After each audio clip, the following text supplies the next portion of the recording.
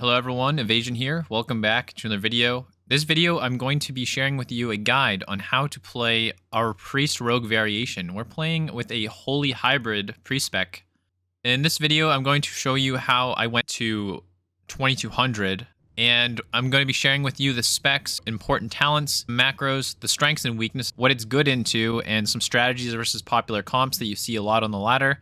If you want to be doing something unique and new, or you want to challenge yourself, or you want to confuse the hell out of people, I highly recommend trying this out. It is a lot of fun, so just, convince your priest to respec, try this out, and let's hop into the video.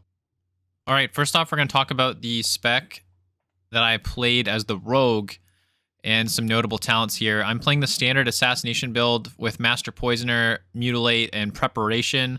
Basically, this build is meant to just maximize single target damage. It's pretty rushdown and doesn't really have mobility since it doesn't have Shadow Step as subtlety. I did play some games as subtlety. I will speak about later in the comp section of the video. The most notable talent for this assassination build with this is that we have quick recovery, so we take 20% more from healing, which is massive when it comes to getting healing from Lightwell.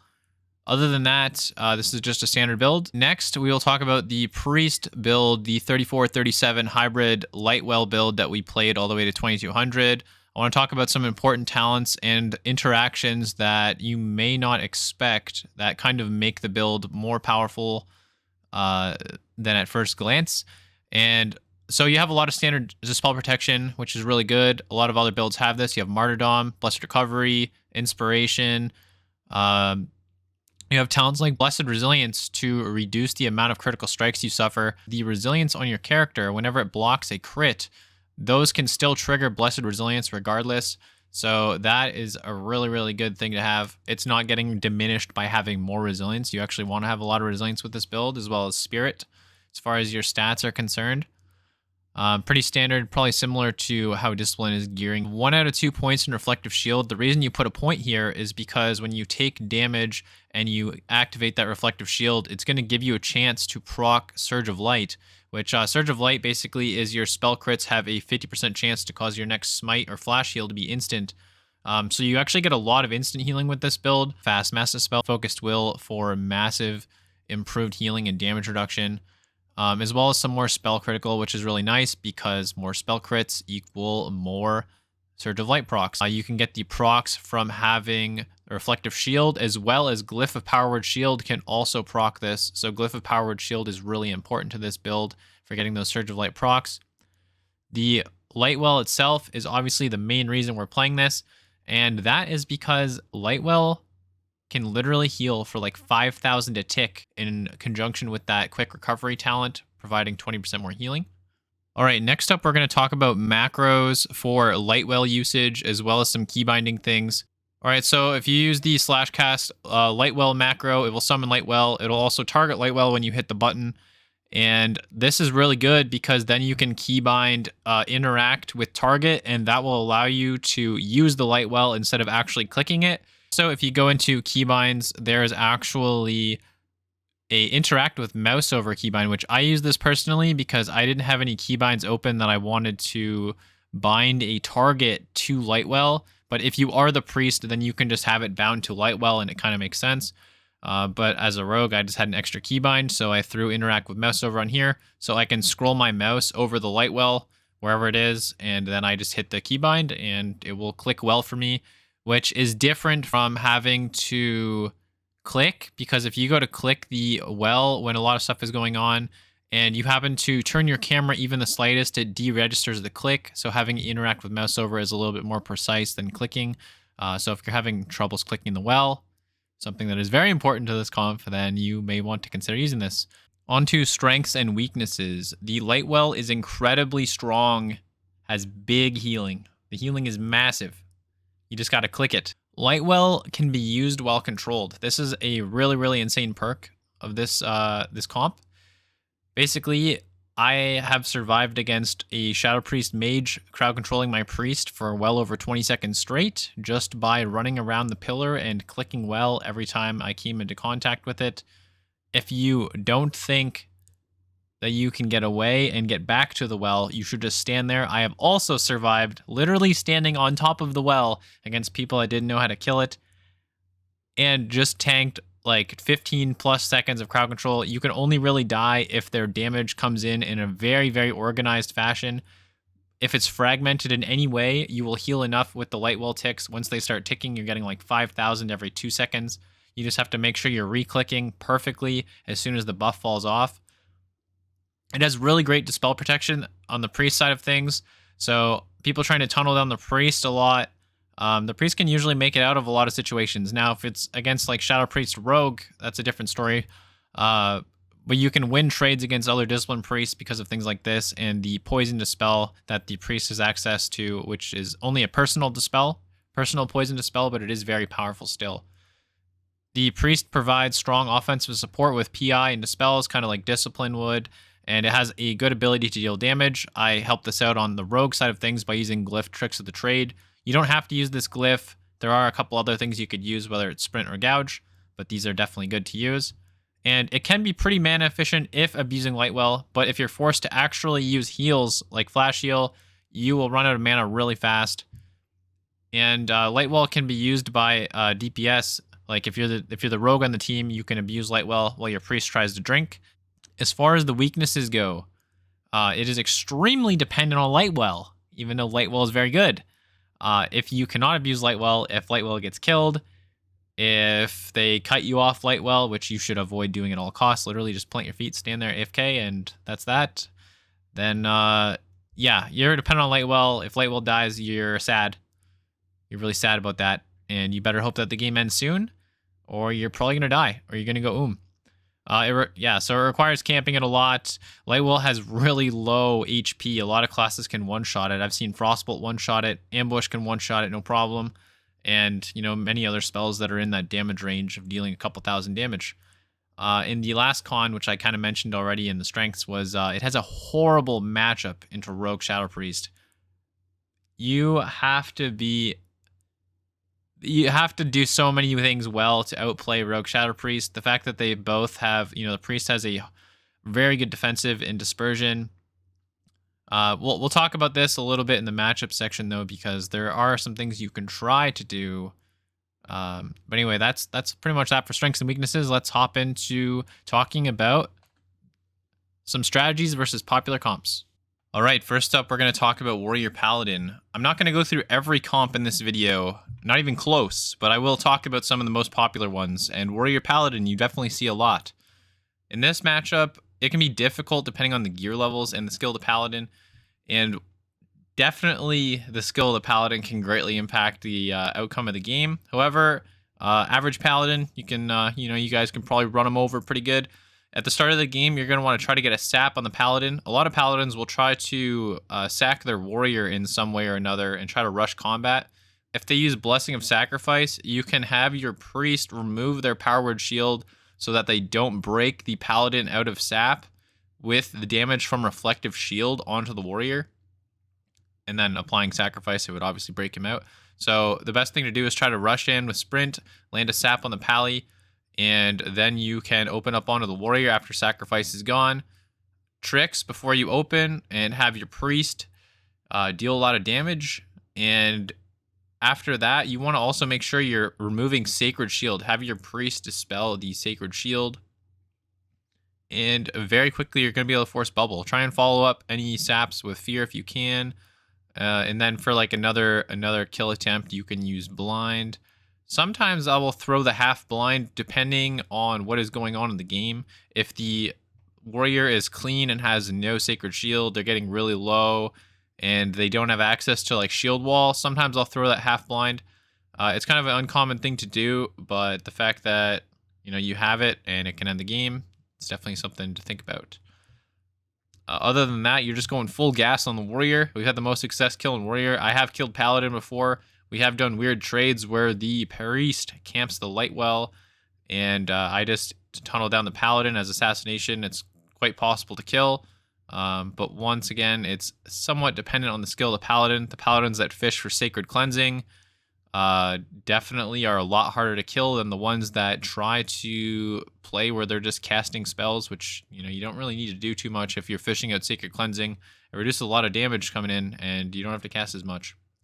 It also keeps the Paladin from hitting 5 stacks of Deadly, so you have a hard time getting that extra Deadly damage going.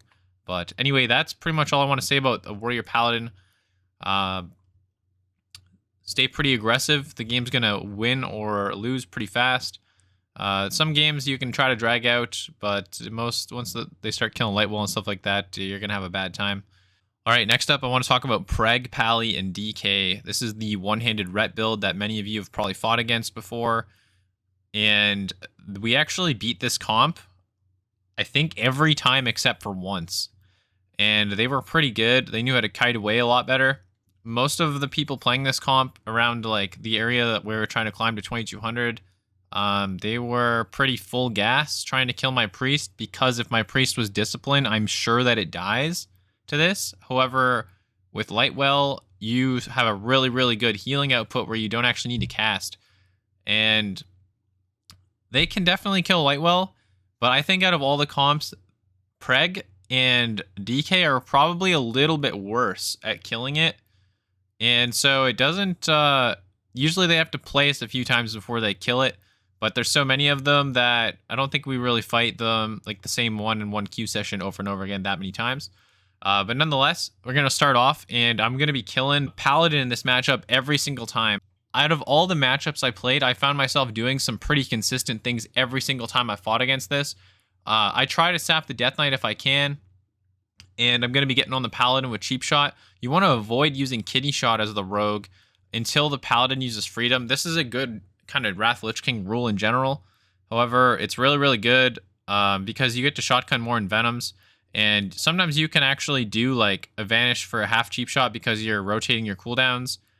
And you can dump like another Envenom, or if you force Freedom because they need to get away from you, then they get Kidney Shotted after that. But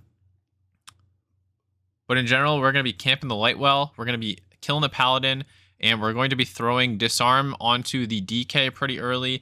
We're going to be kicking Gargoyle initially when it comes down, or throwing Blind at it. Usually I'll try to do like a kick, then I'll blind it, then I will, I'll kick it after that, or I'll throw Gouge. Sometimes I try to throw Gouge on the DK. If it has AMS up especially, is a good time to do it, because your priest can't attempt to go for a fear, even though the first so many fears of the game are not going to stick. But eventually you might be able to get one, but the game usually ends by then. By the time Paladin bubbles, your priest can try to get it off with the Mass Dispel, and hopefully you're able to get that off so you can keep killing the Paladin. By that time, you're going to be using Prep as the rogue, and you're going to be throwing your next Disarm onto the DK. And after you get the Paladin kill, just do everything on the DK to make sure that your priest can stabilize, and you're going to be able to get the kill. Yeah, I found the way that we were winning this to be very consistent. I was constantly doing the crowd control and the Gargoyle, doing damage to the Paladin, and we are finding a pretty decent success. The game looked pretty similar every time. And yeah, that's pretty much this comp. All right, next up we got Feral Priest. Against Feral Priest, you pretty much just want to rush down the Priest and try to get your Priest to help dispel. This can be pretty hard if the Feral gets significant momentum, but the way to avoid this is if you put enough pressure on the Priest, the Feral is forced to peel, and if he is peeling, then he's not really doing as much damage. And try to utilize Fear from the Priest to stall, to stop him from healing while the Rogue has to sit through some Cyclones, because the Feral is probably going to get some Cyclones. You could try to dispel them, but usually it's going to be pretty tricky if you haven't had a chance to previously spam dispels out on the Feral. You can probably kill Feral in this matchup, but because you're playing Assassination, it is very, very possible to just run over the Priest. That's what we did most of the games we fought that. While there's a ton of comps I could go over in detail, I am going to wrap this video up by talking about Priest Rogue and Shadow Priest Rogue. As this spec, you actually kind of struggle into other Priest Rogues. It does well against Assassin Disc, but that's actually a pretty rare combination you'll run into. A lot of people are playing Shadow Dance. Because the Assassination Rogue doesn't have Cheat Death, and the Priest Rogue has so much burst damage, it's pretty easy to just get a dance off on you and kill you. We're fighting through additional CC that Shadow has, Shadow has like silence, and Psychic Horror, which is a disarm and a stun that is off DRs with the rest of the stuns because it's actually Horrify. You need to significantly outplay them, and they're going to have to play bad a lot of the time in order to win. If you're playing Shadow Dance, you have so much extra control that you can potentially react to a trinket with like a half stun into a kidney or anything like this, and it drastically changes up the matchup. So in this matchup, we're going to be trying to get a sap. We're going to win the sap war here. So we're going to be trying to sap the priest after our priest gets sapped. We found that in this matchup, we were pretty much forced to yield the opener. So we're just trying to have a sap advantage, maybe get a dispel, and then we're forced to open on Shadow Priest. Fortunately, in this game, this rogue opens up on my priest. We want their rogue to come peel for their Shadow Priest. In this game, a lot of irregular things happened, and unfortunately, I don't have a very stereotypical game to show you against this because the game never really goes the same way. But I was forced to trinket the fear against the priest, and you almost never want to do this because then you can just get blind sapped later, and that's pretty much a free loss if that happens. I throw a blind onto the rogue. Usually, if you open on the priest, you won't be able to throw your blind at the Shadow Priest because you'll have deadly poison going. You can try to do ways around this by using a different offhand weapon, or main hand weapon, I mean, with no deadly poison. But in general, it doesn't seem to work out in practice as well. Most of the rogues will just end up opening up on me after I open up on their priest, and they can...